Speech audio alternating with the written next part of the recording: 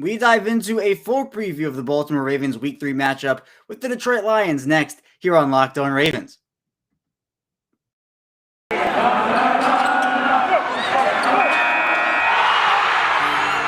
are Locked On Ravens, your daily Baltimore Ravens podcast, part of the Locked On Podcast Network, your team every day.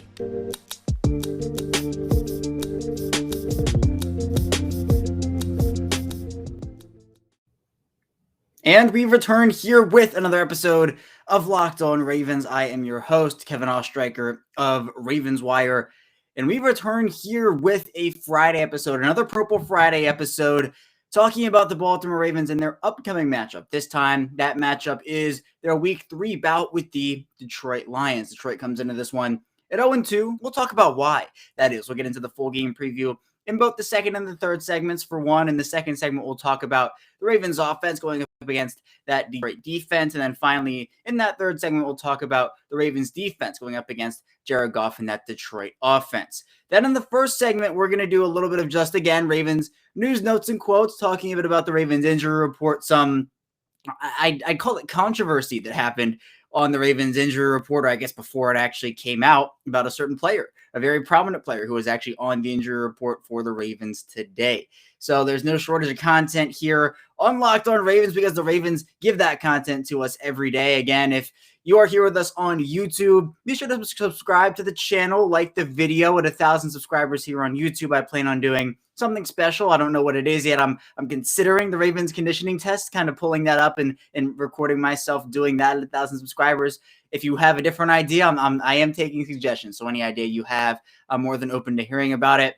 Also, if you're following along with us in audio form, so anywhere on Spotify or Apple Podcasts, Google Podcasts, Odyssey, be sure to follow the show so you know when our content comes out. But I'll tell you right here, it's Monday through Friday at 6 a.m. Eastern time. And be sure to follow my personal account on Twitter. That's at ChaosStriker34, and the show account, which is at Locked On Ravens.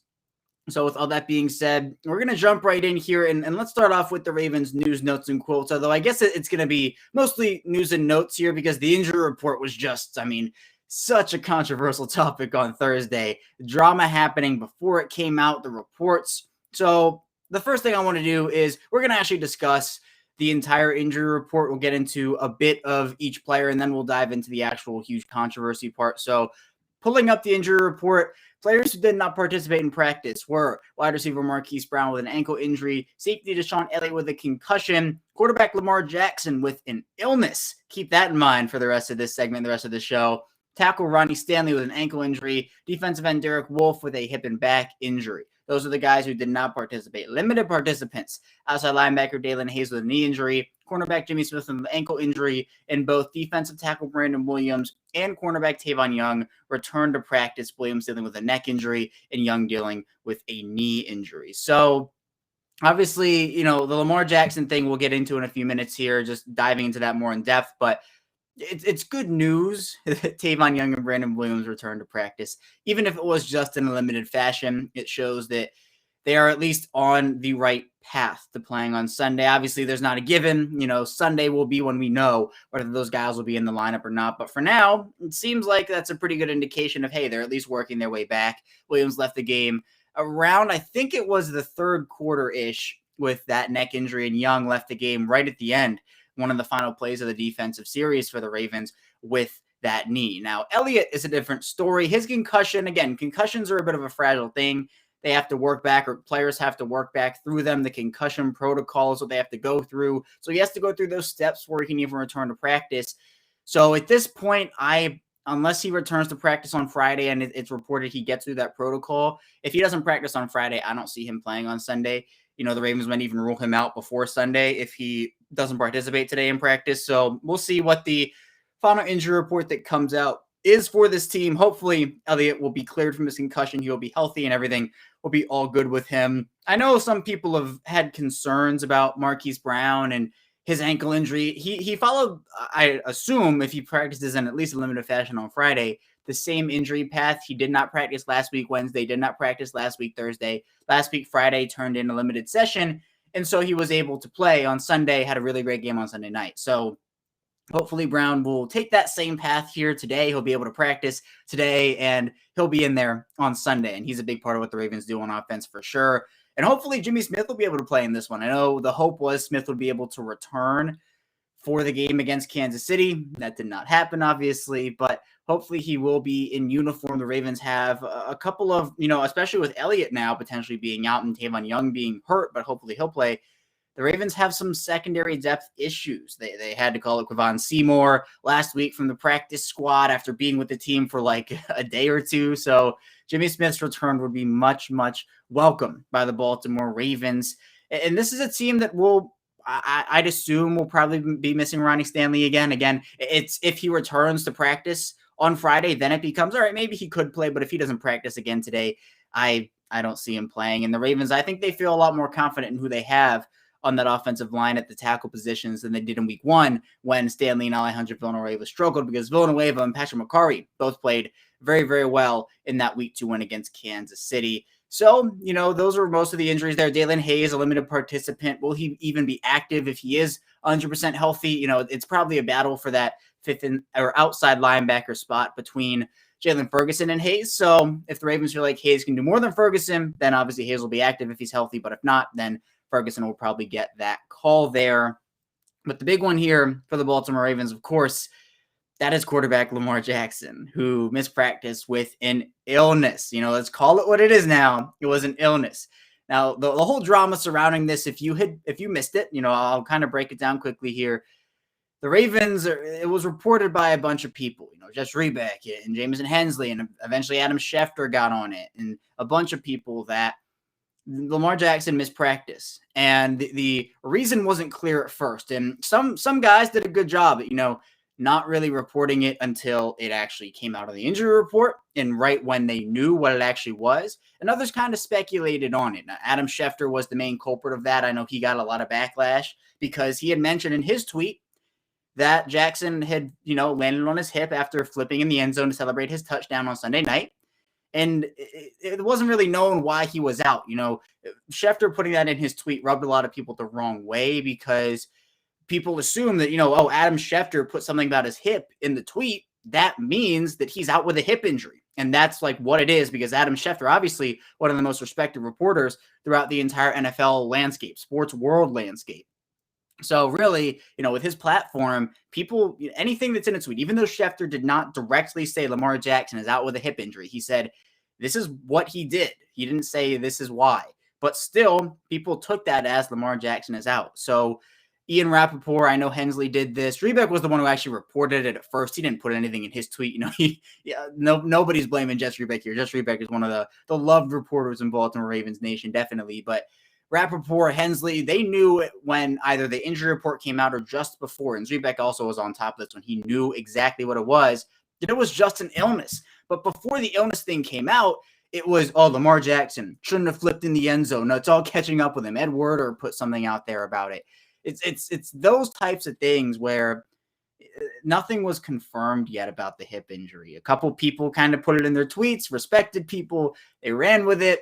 I personally don't want to say anything about it until it was reported what it was and I knew what it was, because it's just speculation at that point that can get people riled up. And that's not what I wanted to do. I wanted to know the facts before I did put it out there. Some people jumped the gun a little bit. Other people waited. And I know that, it's a really controversial topic, but it just comes back to the point that at this stage in Lamar Jackson's career, he has had to get so used to hate, so used to people nitpicking every single one of his actions. I mean, it's unbelievable. Yes, look, if Lamar Jackson did get hurt celebrating that touchdown, it wouldn't have been a great situation, right? Obviously, it could have been avoided, this, that, and the other, but I mean, he didn't. He was celebrating. He was joking around. It seemed like a joke that his hip was a little sore. I think people took that out of context too. So it's, again, stuff getting magnified, but it was the reporting before the fact that got people upset about it. And then people piggybacked off of that and said, Lamar Jackson shouldn't be doing that. He shouldn't be celebrating. This is what he gets. No, I mean, he was in the moment celebrating a touchdown in a huge game. He wasn't going into that saying, let's be as reckless as possible here and flashy and da-da-da. No, he was in the moment, adrenaline running high. That's what happens. Like, I understand people are concerned and worried about it. And, if he lands one wrong way, something really bad can happen. And look, that's completely understandable. But trying to pin that on something or pin an absence for him on something that is not remotely true and people didn't wait for the facts, that, again, is what got people upset. So hopefully Jackson is able to recover from this illness completely, 100%. It doesn't look like he's in jeopardy of missing Sunday's game against Detroit. And that's really all that matters. Jackson flipped in the end zone. He celebrated. He's not injured from it. Let's move on, right? We can put that talk to bed. We can move on and talk about how Lamar Jackson had a great game against the Chiefs, right? It's stuff like this where Jackson's successes are getting kind of pushed aside. And this isn't even a mistake. He didn't even do anything here, but it's the negatives that are getting magnified. So obviously people talk about Lamar Jackson in a bright light all the time sometimes, but all the time also it's about what did he do wrong? He can't throw the football. He can't come from behind. So Jackson is a world-renowned talent at the NFL level, and I think he should be treated as such because players like Josh Allen, Baker Mayfield, people in his tier-ish, and some of these guys he's above, but I'm not going to get into tiers right now. But even like Kyler Murray, we see him compared to every quarterback, Mahomes, Rodgers, Stafford, all these players. So Jackson missing practice with an illness, not something stemming from his hip injury. He should be good to go for Sunday's game against Detroit. But we're going to head into our first break. And when we get back, we'll be diving into that full game preview that we have here about that Detroit game for Baltimore. So stay tuned for that. But did you know that Built Bar has so many delicious flavors? They're the best tasting protein bar ever. They have coconut, raspberry, mint brownie, cookies and cream, German chocolate, and so much more. Not only are Built Bar flavors the best tasting, but they're also healthy too. You can order today and get that mint brownie or raspberry or whatever you like. So go to Built.com and use promo code LOCKED15 and you'll get 15% off of your order. Use promo code LOCKED15 for 15% off at Built.com.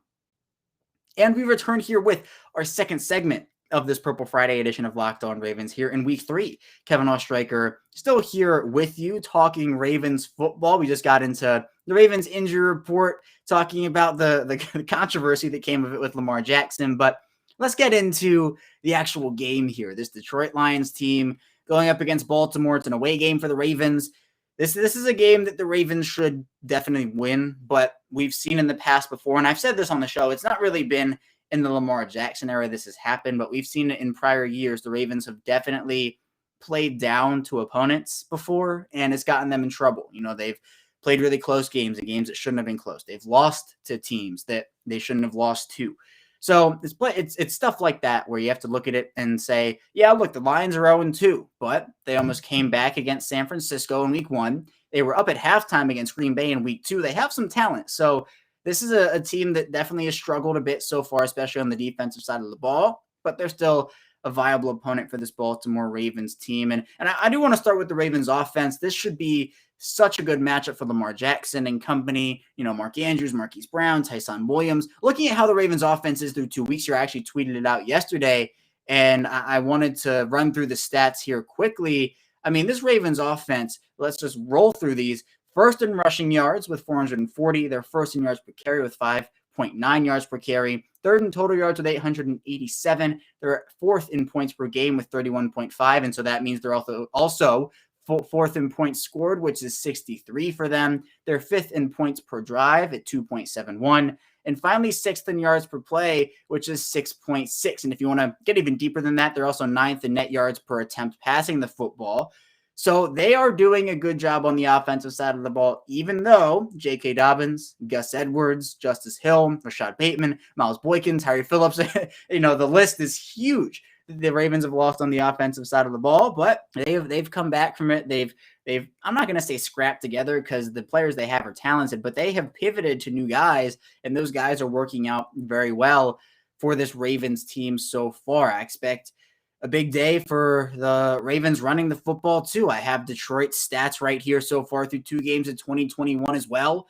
The Lions are giving up 3.8 yards per carry, so that's actually 13th in the league right now. They're not a terrible run defense, but passing the football, this team is not great at defending the pass. They rank last in the league in net yards per attempt. Actually, they're tied for last with guess who? The Kansas City Chiefs. They're giving up 9.4 net yards per attempt. So when looking at the actual net yards per attempt, it's a bit of a struggle for them, and they also lost a couple of really good corners, Jeff Okudah being the main one, and now one of their other stars will be out for a couple of weeks too, a good young corner for them. So with Marquis Brown hopefully playing in this game, obviously Sammy Watkins has been a really good veteran presence for this team so far. Hopefully this is the Mark Andrews breakout game. We haven't seen a ton out of Mark Andrews so far. Teams seem to be keying in on him a little bit. So I'm excited to see what that is going to be like. But this will be a fun game, definitely, especially if the Ravens get up in this one. Then you could see some Tyson Williams action late in this game, maybe some Tyler Huntley action. But, you can't go that far yet. The Ravens obviously have to take care of business in the first, if they want to sit out Lamar Jackson in the fourth quarter, the first three quarters.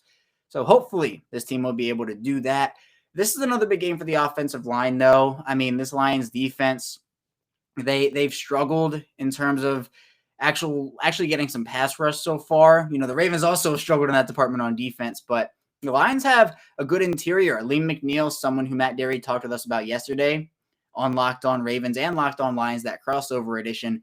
And Liam McNeil was somebody who I really like coming out of NC State. They have some big bodies in the middle who can clog up some lanes, but the Ravens saw some really nice contributions from that line. I talked about it in week 2. Bradley Bozeman has played really, really well so far at the center position for the Ravens. Kevin Zeitler is still learning the offense. I mean, all these guys are. And so you have to look at it and say Zeitler's been doing a pretty good job so far. He's had some up and down moments, but overall, I think he's been solid. Ben Powers, Ben Cleveland, it seems like the Ravens are going to go with a guard rotation. And that's another storyline in this game, one that I'm kind of interested in, because there are pros and cons to that kind of rotation. And I did talk about this earlier in the week, but the Ravens and that rotation, people see that, I think, and they look at what happened at right tackle last year with DJ Fluker and Tyre Phillips, and they're like, no, thank you, please. But I think Powers and Cleveland are a better duo at left guard than Phillips and Fluker were at the right tackle position. So I'm excited to see that. Obviously, if Stanley doesn't play, it's going to be Villanueva at left tackle again, ideally. Patrick McCarry out there at right tackle again.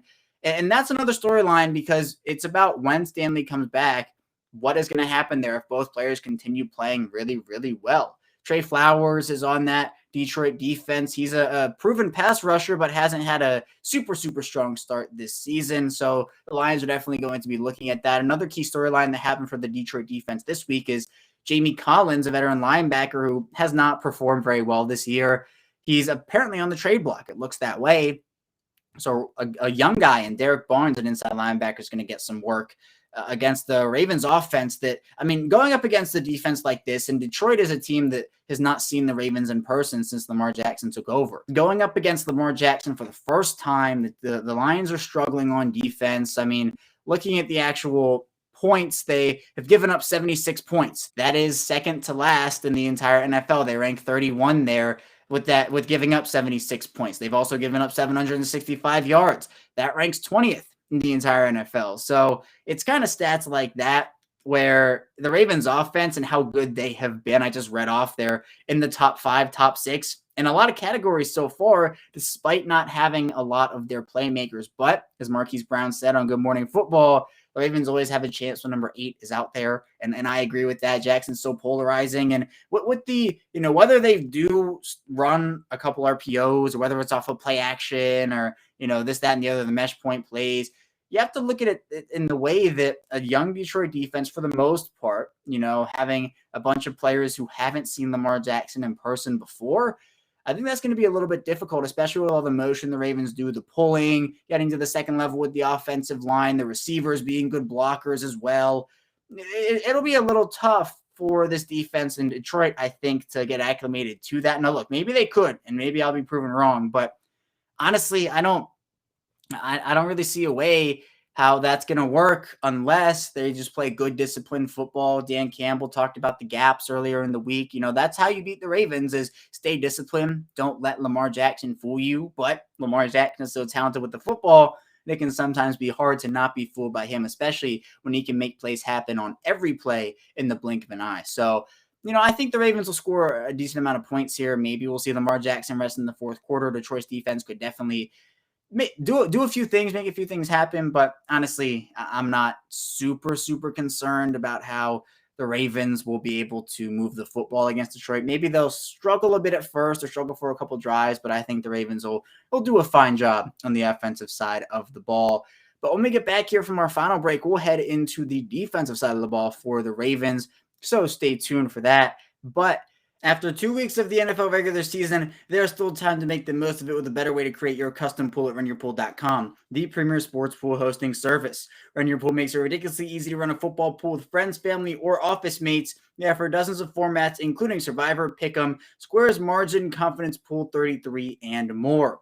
Check them out today and get $10 off for runyourpool.com/lockedon or use our promo code LOCKEDON at checkout. Anywhere, everywhere in the world, Run Your Pool helps friends and colleagues compete. Don't miss out. The NFL season is off to an exciting start. So go to runyourpool.com/lockedon and have your pool up and running in minutes. Runyourpool.com/lockedon. And we're back and better than ever. All eyes are on the gridiron as teams are back to start another football season. As always, BetOnline is your number one spot for all the pro and college football action this season. With a new updated site and interface, even more odds, props, and contests, BetOnline.ag continues to be the number one source for everything football. Head to the website or use a mobile device to sign up today to receive your 100% welcome bonus. That's double your initial deposit just for signing up. Don't forget to use promo code NFL100. From football, basketball, boxing, right to your favorite Vegas casino games. Don't wait to take advantage of all the amazing offers for the 2021 season. BetOnline, the fastest and easiest way to bet on all your favorite sports. BetOnline, your online sportsbook experts. And we are back here with our final segment of this Purple Friday edition of Locked On Ravens. Kevin Ostreicher still here with you. And let's talk about this Ravens defense now. Because the defense so far, look, it's not been amazing. They've made some clutch plays when it's mattered. But, I mean, looking at the Ravens defensive stats here, it's not what you'd come to expect out of a Ravens defense. Definitely. They have for sure struggled so far. They are giving up the 29th most points so far. They've given up 68. They're giving up the most passing yards in the NFL with 752. The Lions, on the other hand, they actually are a very heavy passing offense. They have the number one amount of attempts so far throughout 2 weeks. In passing attempts, they also have the 12th most yards. So this is a game where the Ravens secondary is definitely going to have to step up. We know what Marlon Humphrey can do. We know what Anthony Averett can do. But this defense is definitely feeling the loss of Marcus Peters. And it's not just him on the field, right? Marcus Peters, he has some good and some bad to him, right? He is an overall phenomenal football player. Sometimes struggles to tackle a little bit, can take some gambles, but those gambles are what makes him so good because of his high football IQ, his game sense, his awareness. He's also become a leader on that Baltimore defense. I keep going back sometimes on these shows to week 14 against Cleveland last season, where Marcus Peters was telling Deshaun Elliott to stay confident in himself, trust his ability, and stuff like that that's kind of missed on the football field, especially from somebody who's so passionate, much like Marcus Peters is. So that's been a big loss for them. I think they're still trying to adjust. This defense also, as I talked about in the first segment, might not be with Deshaun Elliott. Deshaun Elliott might miss this game. Hopefully Jimmy Smith can come back and do some solid things. But, that's an if. That's not a guarantee right now that he's going to be able to come back in week 3. So it'll be up to Averett to continue his strong play. Marlon Humphrey, obviously, moving him all around the field depending on what the status is with Jimmy Smith. It's all stuff like that. But guys like Brandon Stevens, if Deshaun Elliott's unable to play, Geno Stone, maybe Ardarius Washington if Tavon Young's a bit banged up. It seems like the Ravens like Ardarius Washington more in that slot cornerback role. I mean, he definitely can play some safety, but it seems like they're looking at him more in the cornerback role there. So I don't know. The defense has definitely struggled so far. Part of it also comes from the pass rush. The Ravens are third to last in the NFL right now. The team itself, they're doing some solids. And I've always obviously been a really, really good piece for them, but third to last in net pressure is not great. So it'll be interesting. And I keep coming back to interesting because it is an interesting thing to me where the pass rush, they have the players this year, I think. Obviously, we talked about how, do they have the players? Do they not have the players? Because Justin Houston was not there yet. And I know a lot of people kind of singled out the pass rush as a key place for them to improve. Now, Houston is in, but they can't be relying on one player. So someone has to step up. Who has that player been? It's been Odafe Owe. Had that massive play at the end of the Chiefs game, got his first career sack against the Raiders in week 1. So he's stepped up and he's performed well. But, we haven't really seen a ton out of Tyus Bowser. Dalen Hayes has been injured. Pernell McPhee isn't really being used for a full complement of snaps. I mean, he shouldn't be, but that's just what it is. The interior, just Madubuike showed some flashes. Calais Campbell is Calais Campbell. Derek Wolfe not being there kind of hurts, but it's just a matter of getting into a routine, getting into a rhythm. But I know that this team loves the blitz. I think Don Martindale missed doing that a bunch last week, and he'll get to it again this week. The Lions' offensive line, Penei Sewell, has been playing well on the left side so far. We'll see what ends up happening with the rest of the guys there. They have, some strengths there, also some weaknesses. So hopefully the Ravens interior guys, the pass rush will be able to do some things. It's also a big bounce back game, I think, for Patrick Queen and Malik Harrison. Queen and Harrison, not the best games, obviously, when you're tasked with covering Travis Kelce and kind of leading a defense in a way against Patrick Mahomes led offense with Kelce, with Tyreek Hill and all those guys. It'll be a bit tough. And I will say that Queen and Harrison both played a lot better than they did in their previous game against Kansas City last year in 2020. But this is a defense that is missing key contributors. Again, Smith has been out. Peters is gone for the year. Chris Westry now on injured reserve, who played a good amount of snaps in week 1 against the Raiders. They're missing some guys, including Derek Wolfe also on the interior, which has been big for them, and maybe Elliott as well. So guys are stepping up. They have to step up. The secondary depth, I've talked about it before. The Ravens seem to start with like 2 million corners and end the year with 2. So the guys are going to have to continue to come in, play solid football. I think Anthony Avertt's been astounding. I expect another big week from him. But the key here in this game, if we're talking about Detroit, is being able to, 1, stop the run. Detroit, it has DeAndre Swift on that team, Jamal Williams. 2, though, covering TJ Hockenson. TJ Hockenson has been one of the best tight ends in the NFL so far. And he's someone who is now the 3rd straight tough tight end matchup for this Ravens team. In week 1, it was Darren Waller. In week 2, it was Travis Kelce. Week 3, they have Hockenson. In week 4, they have Noah Fant. So it doesn't get any easier still. But I think this team, they're prepared. They have really, really, really struggled to stop those tight ends, though. That'll be a key point in this game. Jared Goff, he's Jared Goff's security blanket. I mean, Goff has been up and down for the Lions, made some good decisions, made some bad decisions. I think that's what Jared Goff is going to be for this Lions team. I think he's a bit better than people make him out to be, but I know that in Detroit, he does not have a lot of pass-catching weapons. Tyrell Williams, who was one of their big guys who they brought in, is going to be out in this one with a concussion. They're going to be relying on young guys. So, I mean, we'll see what ends up happening. I think, though, the talent difference on both the Ravens offense versus Detroit's defense and the Ravens defense versus Detroit's offense, it's a little too big for me to see the Lions winning this one. I think it could be closer than some people say. I'm not seeing a 45-3 victory or anything, a 50-10 victory, but I see 30-17. I think that's going to be what my final score is here, where again, it's like the box score is a little bit closer than what the game actually is, where maybe the Lions kick a late field goal, score a late touchdown, and then stuff kind of goes from there, as opposed to it being a huge, massive blowout win. I think the Lions could put up a fight, but I think the Ravens still definitely win this. And it doesn't matter how much the Ravens win by, right? If it's 1, if it's 50, as long as the Ravens go 1-0 every week from now on, I think they'll take that for sure. So I'm going 30-17 Ravens. I think the Ravens will win this one, and I'm excited to see how it all plays out for this Baltimore Ravens team on Sunday. Let me get back here on Monday, because we are taking a 2-day break here on Locked On Ravens. We'll be diving into everything that happened in that Lions and Ravens matchup. So stay tuned for that, and I will see you on Monday.